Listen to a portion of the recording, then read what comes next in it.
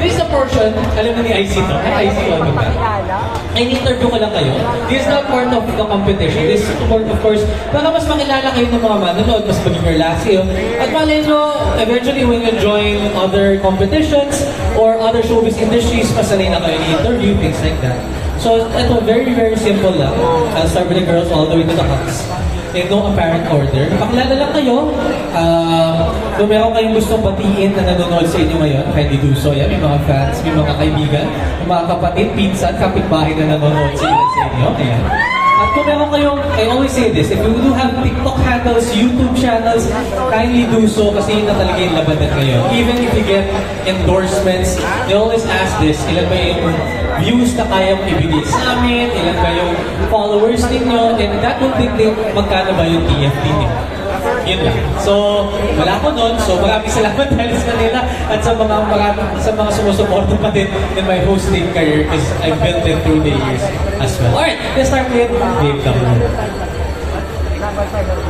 Hello everyone, I am Pamsi and you can follow me on my Facebook page, Facebook account, and you can book us. We have a belly dance group, any performing group, and you can book us in G.Fems.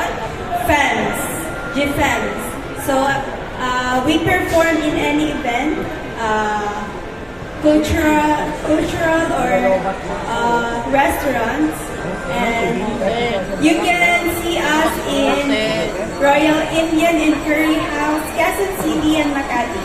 We inviting you to come and join us, dine with us. Yun lamang po, thank you. Thank you so much, Babe Number 1. That is once again, ano ulit yun? No, yung Facebook page niyo. G.Fams. G.Fams. Ayan, alright. Bilis ko makalimutan.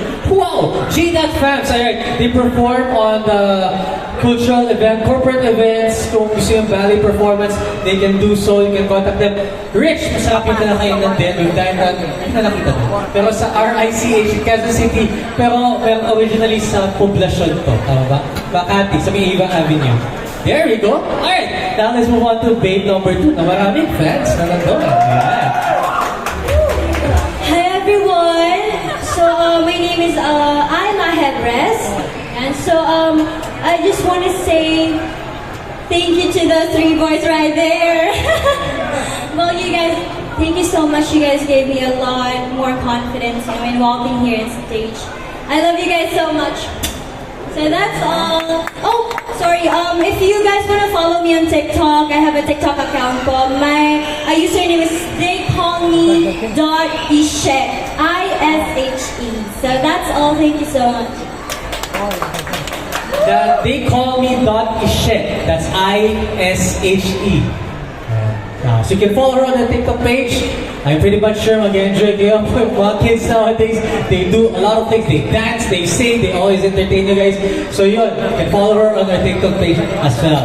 But na talaga generation. And I'm pretty much sure. Let's move on to Babe Number 3. Hey guys, I just make it short and simple. I'm just a simple person. And I just want to thank my manager, Miss L, for taking care of me every time I have a competition in every part of places in Manila. And I just want to say thank you guys kasi naglaan kayo ng oras para manood dito, para lang makita kami. So yun lang. Thank you, Babe Number 3. Now let's move on to Babe Number 4. Welcome back, IC.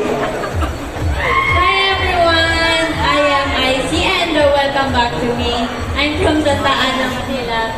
I would like to thank my makeup artist and also my handler, my Donne and IRA, and also to Miss Els and then Nanay Nicole, and sa lahat po ng bumubuo ng Summer Valley's Guest. Welcome back po sa akin, and sobrang saya ko po na nakabalik ulit.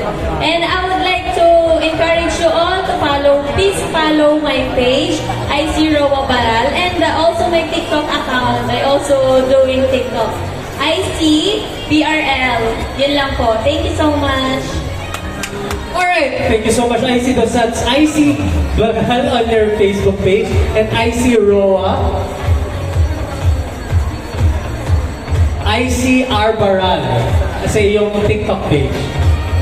Facebook page, ayan. Oh, buti ka na magkamali. Alright, and of course, let's go to our hump, starting with hump number 4. Welcome back as well, brother. Ayan, si Brother Kevin. Alright, alam mo na to? You know the drill? Here we go. First of all, good evening everyone, and Kevin Ustigane, thank you sa pumunta. Ingat sa pag-uwi. Grabe, wala pang announcement. Pag-auwi mo na, brother ko talaga. Alright, that is, of course, Kevin. Welcome back. And we have here hump number 5. Ayan. Brother, go naman. Maya ko lang daw kaya kayuan, kayong tao, kaning molay ni Ali. Sobrang saya in aranasan ko kanin. Ako po ni James na taga Pampanga. Good evening everyone, and just enjoy the pageant po. Maraming salamat. Halaan mo, nagulat ako. Ang tahimik niya, very short shot. Tapos biglang, ang dami ng energy. Palakpakan natin, of course, yung hump number 5. Yan, saan ka sa Pampanga, bro? Sa palit po. Yeah. Maraming salamat. And of course, let's move on to hump number 3. Good evening everyone. Thank you for coming tonight. I'm Alexander Mendoza from Bulacan. Yan po. Alright, Alex, alam niyo mga humps talaga natin, very short and sweet every time they give their messages. Talagang tahimik na, kaya kudos sa'yo. Brother, if you guys have any businesses as well that you guys want to promote, kung meron kayong iba, mayroong seafood business, mayroong promote group, of course, si Babe number 1. Kindly do so as this is the perfect platform para maraming makaalam how are you going to be contacted? Kasi sa panahon ngayon, it's really important to reach out to people. Kasi gano'n na talaga naman. Everyone's out there na talaga. Kaya it's very tight. Every time you get a chance to shine, of course, be connected with people, gamitin nyo kagad yung opportunity nila. Last 2 humps, ang number 2.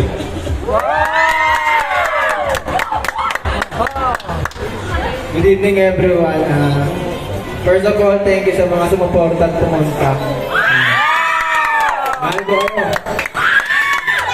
Jesse Fernandez from Valenzuela.